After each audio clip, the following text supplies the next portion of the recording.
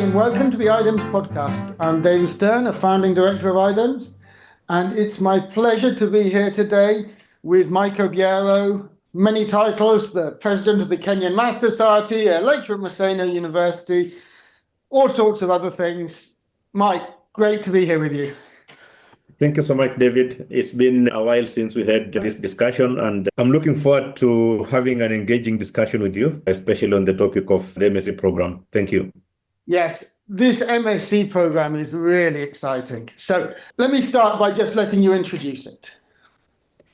Thank you. There are so many, I think the motivating idea behind the MSc program came in different ways. One of the ways is that we have many people coming to do the MSc programs at the university.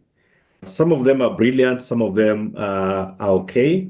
The main challenge is that most of these people have taken a bit of time from when they graduated their bachelor's to when they are coming for their MSc.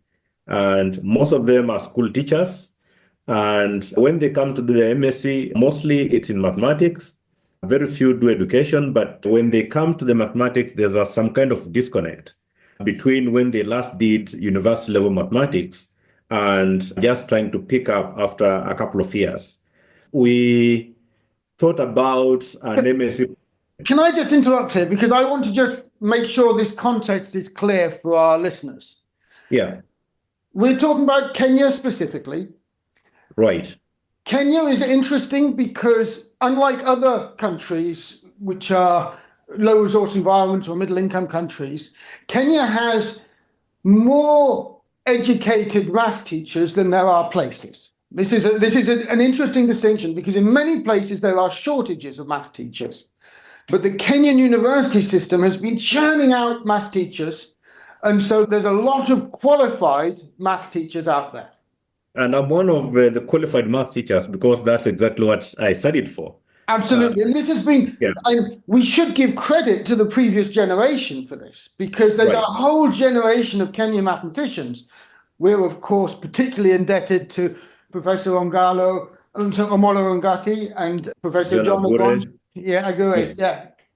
And a whole generation, I suppose, you also with the Kenyan Maths Society, this was Ogange, wasn't it? Yes. Who was the real driving force behind that. And so there's a real history in Kenya which has shown great success and has created a generation of math teachers, more than are needed despite the large numbers of schools. Yeah. And these maths teachers are often looking to progress. And this is what you mean when you're saying there's always teachers looking to do MScs in mathematics or the mathematical sciences. That's right. And I think the credit goes to, again, the change of curriculum to the 844 curriculum, which was now focusing on the STEM subjects.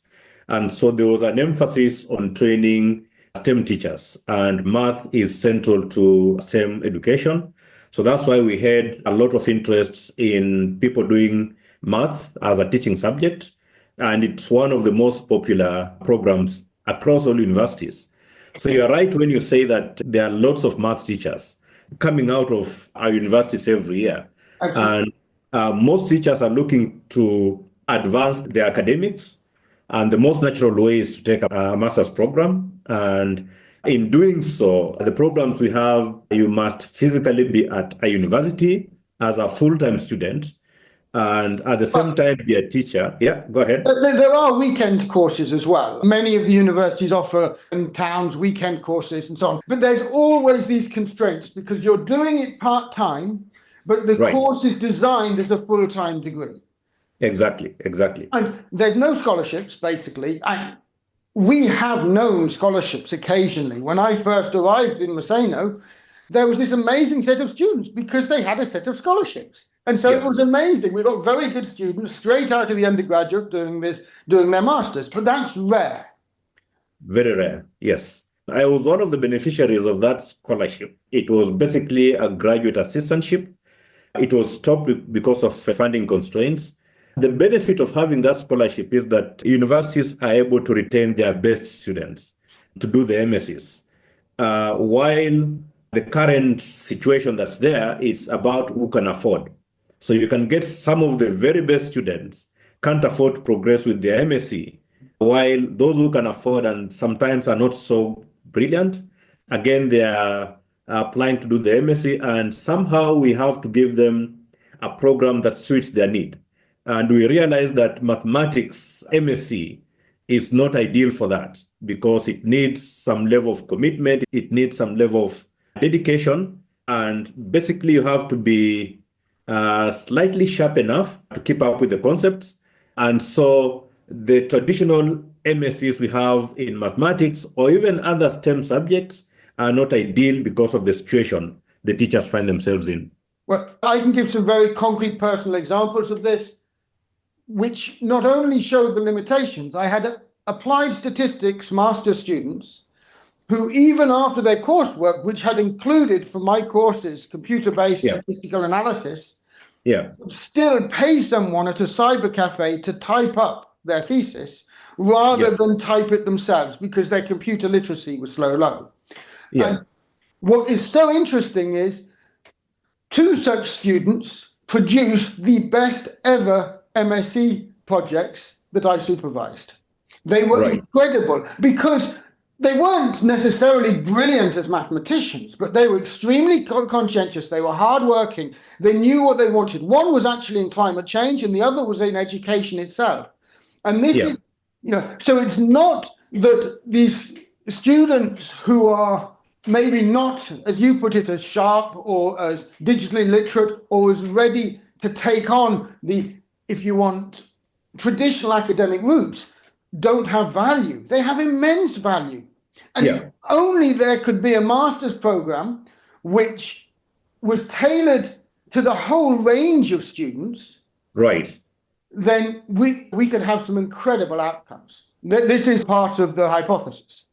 And I know the work you did with the two students you are mentioning, and there was a lot of innovation that was able to bring their brilliance, even though they are not that intellectually brilliant, but they were able to do something amazing because the innovation you had with their projects allowed them to develop in different ways.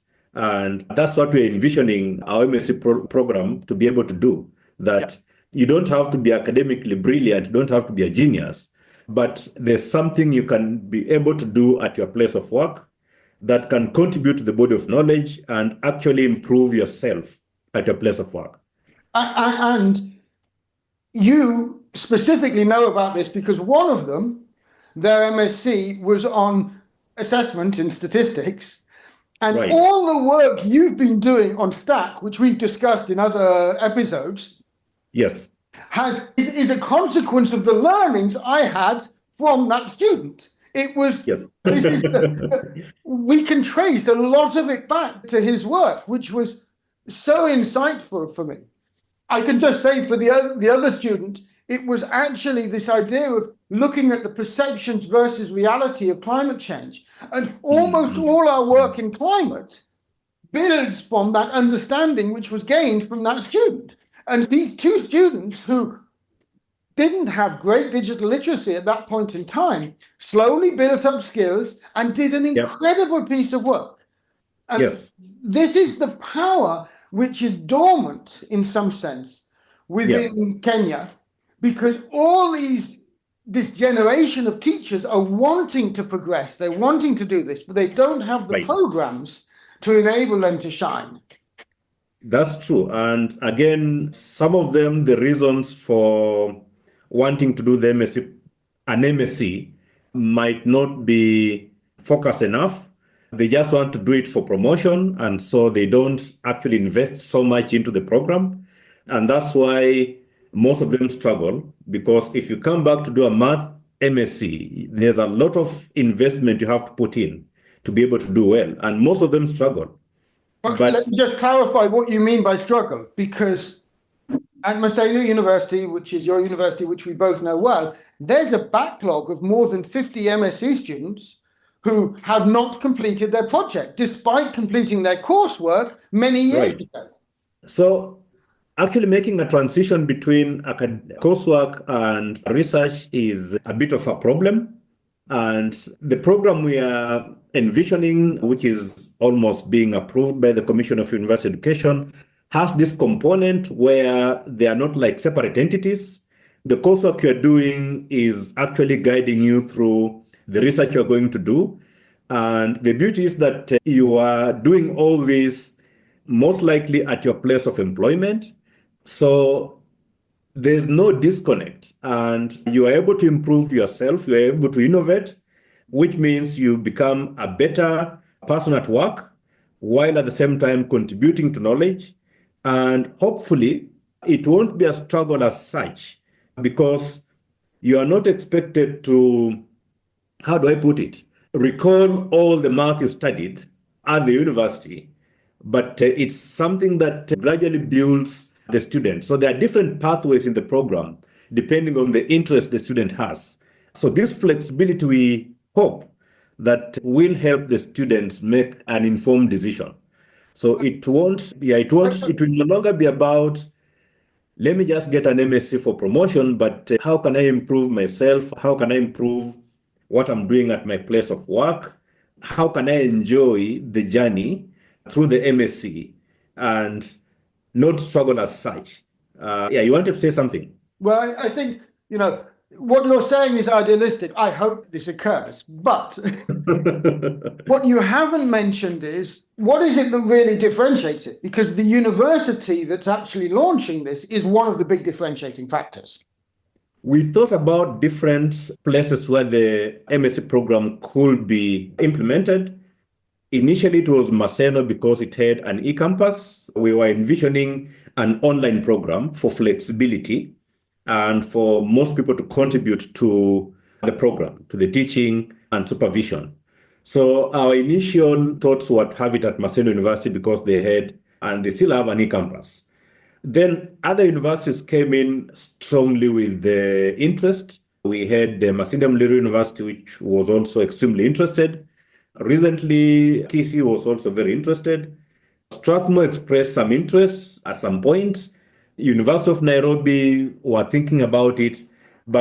And this goes back 10 years when we were conceptualizing the program. So at the time, we didn't have the Open University. So just recently, 2 years ago, Kenya created and launched a fully virtual university, the Open University of Kenya. And they are looking to partner with interested parties across the globe to contribute to their programs, to contribute to mentoring students. And we felt that this was an ideal place to have that program because of the willingness to collaborate with people, not just at the Open University, but across board, which is something which could not be realized. Well, it's more than that. It's more than that. Let me come in with a couple of details on this. There's interest from different universities. This got to the stage where within each of these universities, they were still thinking of it as a normal MSc program, a 2-year program, first year, second year, in that way.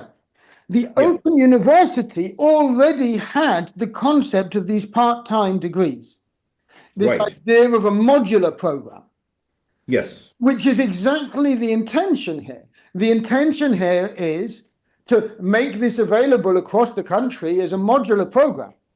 Yeah. And so that was a really big differentiator. And one of the reasons I was extremely excited when you put forward the Open University as a route to do this. And the other thing the Open University has is that as the, if you want, purely remote, because that's what they conceive, version of the degree. Yeah. In theory, they're not in competition with other universities, Maseno, Maseno, any others, offering a face-to-face version. And this is one of the things of being able to have these open educational resources that can be given by multiple institutions.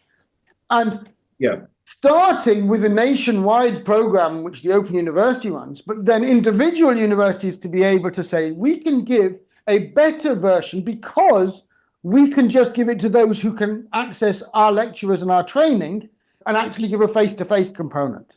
And so we can have this concept that this open degree, and this is absolutely consistent with the Open University, with what they want, with the fact they're very happy that the resources which we're co-developing with them are all open educational resources. They can be taken up by other institutions.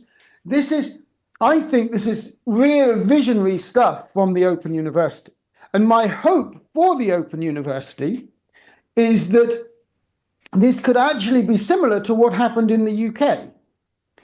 In the UK, the Open University, when it's first launched, it actually had some very good mathematicians who got involved. And one of the very successful programs was the mathematics program. And that helped to make and to build the credibility and the reputation of the Open University as being this very high quality degree awarding institution. And this is something which we hope the same could happen for the Open University in Kenya based on this master's program. And this can be part of building that credibility. It's got, of course, other good programs which it's developing and so on. But this is a program which I believe is it's suited to the Open University, what it is, what it's trying to do, and the role it's trying to fill within the Kenyan higher education ecosystem. You bring up a very interesting point that in the UK was able to build its profile around the maths program. I think even the Open University in Kenya needs to build its profile around some program, which it will be identified as being the premier university that offers that program. There are some aspects you brought up, the aspect of the modular format of the program. And this is something that's extremely popular with the potential students that I talk to. And even recently, I was talking to some teachers and some members of an organization, just explaining the flexibility the program offers. And I think for teachers, the modular aspect, that I can just pay for one module because I can afford it, or I can pay for one module because I have time for only one module. It's extremely popular with them, that you are not forced to do 4 modules, which is the requirement of the traditional universities, that I can actually study at my own pace until such a time when I'm ready to take on more work, or I can reduce the work I have. So that's something the Open University is extremely good at. Then there's the aspect of not being in competition with other universities. And I think this also sets apart the Open University because you're not competing with anyone. So no one is looking, you don't have to restrict the programs you have just so that other people don't benefit from them. You're not in competition. So making them open works well for the Open University. And that's something that might not have worked with traditional universities, because for them, they will want to take ownership of the program and the material. They'll not be open to sharing. And this will have created a problem. Because let me be clear on this, because this may not be obvious, but the Open University, because it is the only university offering this modular approach for part-time degrees, it doesn't have that as competition. So other universities offering face-to-face versions of the program in different places, that's just like advertising for their modular version. And so it is just enhancing their reputation. But they already have that differentiator, that if you want that part-time modular approach and you're happy with remote learning, they are the only show in town. Right. And the other universities, and we see this with other campuses, especially once you get to big cities like Kisumu or Nairobi, you just have every university has their own campus trying to compete on the same sorts of degrees. And so there is this real competition then for students who are place-based, particularly in urban areas. And therefore you have that competition between those universities to who can offer the better education, in some sense, get the better reputation within that competitive space. And so those two things are together are really the heart of what you were explaining, that the Open University, partly because it's new and it's filling this sort of empty space, it can afford to be collaborative. And because it's collaborative, the program itself is so much better. It's got real talent that's worked on it. It isn't the Open University staff who have had to take the burden of developing the whole program. They've been able to get all sorts of people like yourself, like IDEMS, like all sorts of collaborators to contribute. And that means the program itself is really exciting. It's got industry links, if you want. It's got people who are actually using the mathematics, developing the courses so that they actually help at the other end, as well as having people like yourself who are well established within the Kenyan Maths Society driving it forward. Yeah, I think the richness of the program, as you rightly put it, is different experts from different environments contributing to the same program. Makes it extremely rich because you have different perspectives coming in. You have the international feel to the program because there's a lot of people from the international community. You have experts from the region also contributing in different ways. At the moment, the Open University doesn't have the capacity to do it individually. So for them, it's a no-brainer seeking these collaborations. And maybe we never explored, but maybe at the traditional universities, they will have tried to maybe have the capacity internally. And so we will not have had the richness that comes from all these different collaborations coming in. Let me just come on one thing there. In the discussions with the Open University, one of the things they've been very strong on is that they want the local capacity to be built to give it. Yeah. But they're not talking just about their internal capacity. They are happy to have part-timers from the other universities being that part of that capacity which is built, which is incredible, because this is what then is really the strength of the program, that it's not confined to a single institution. It is bringing talent from across Kenya. Yes. So it's an exciting journey. It's something revolutionary. We've had to do a lot of explaining about the program for the Commission of University Education because they've not seen a program like this. There are different pathways, like I said, that gives different opportunities. You can, as a student, you can tailor your interest to a given pathway that enables you to build your strengths and not just do something because that's what's offered. So there's a lot of flexibility in the program, right from how it's offered up to the point where students choose their interests in the lines of what they want to study. And I think we should go into the specific detail on how that's been designed, but I think that'll have to be the next episode.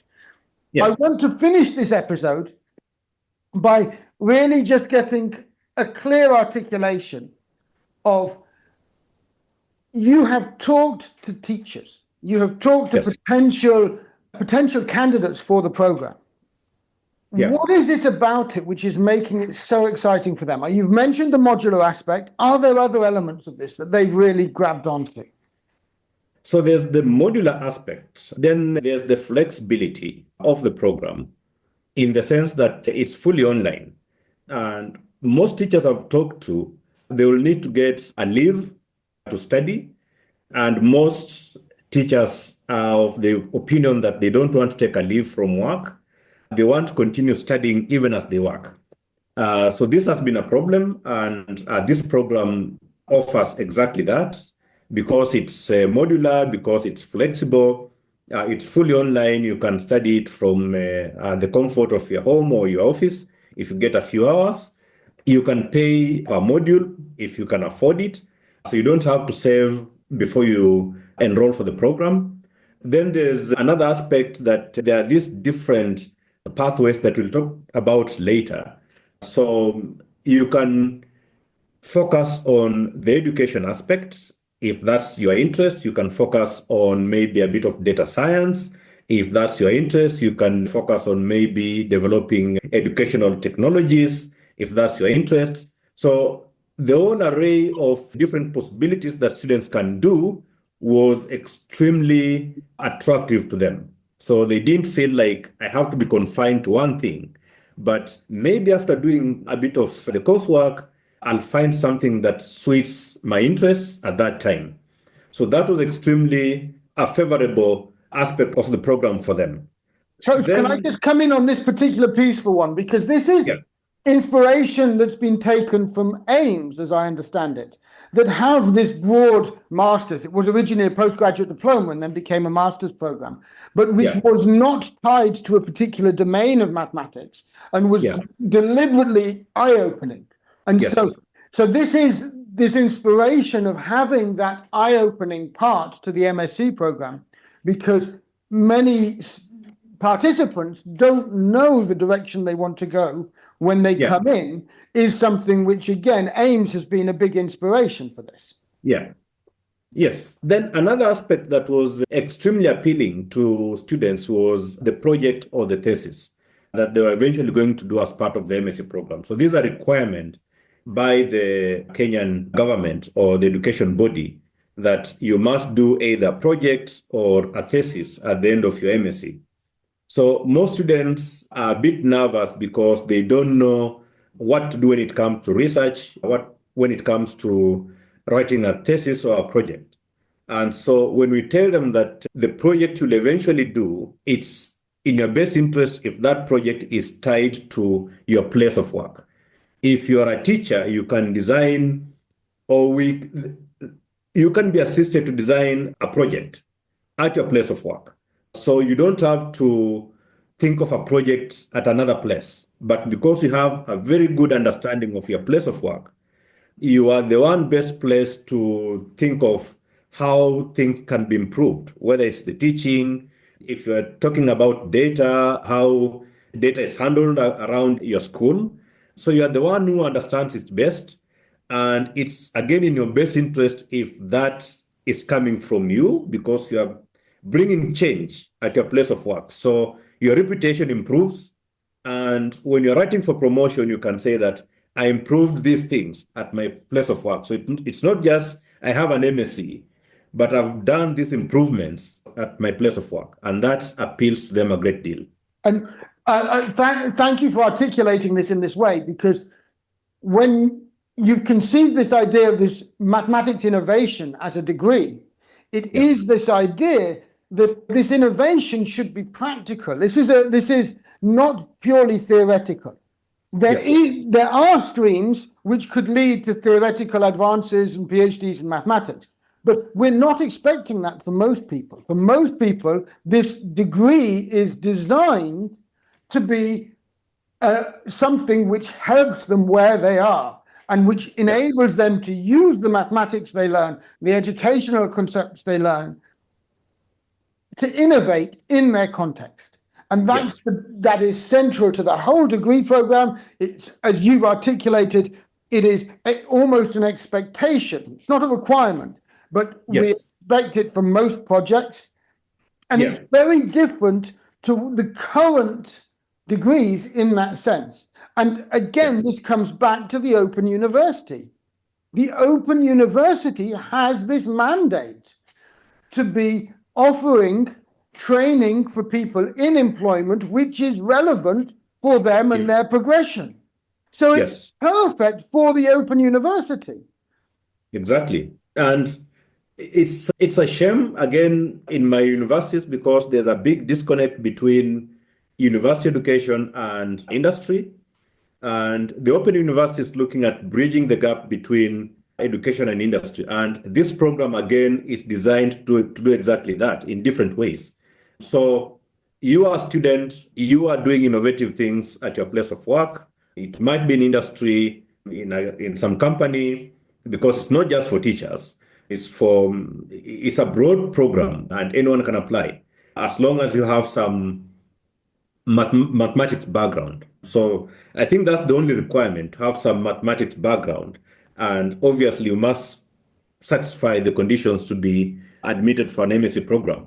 It's a program that's designed to bridge the gap between university and industry in different ways.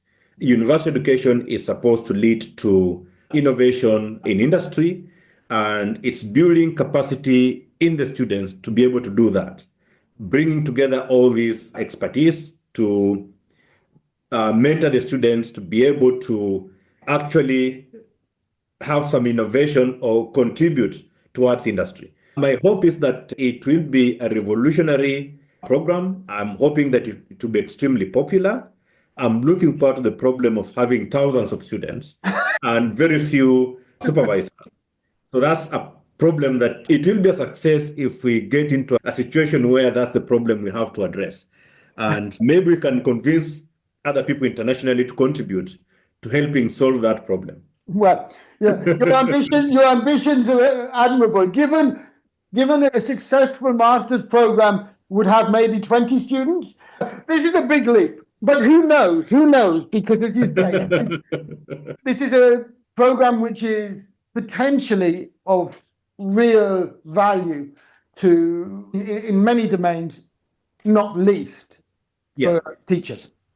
Yeah, and one of the reasons I actually came back from the US after doing my PhD was to contribute to the teaching and learning of mathematics, which I feel there's some gap in the training for teachers. And I hope that being able to train teachers to be innovative in their teaching, they could bring aspects that will improve mathematics students, right from high school or even lower at primary schools all the way to the universities. And I'm hoping that we can help build the next generation of brilliant math students.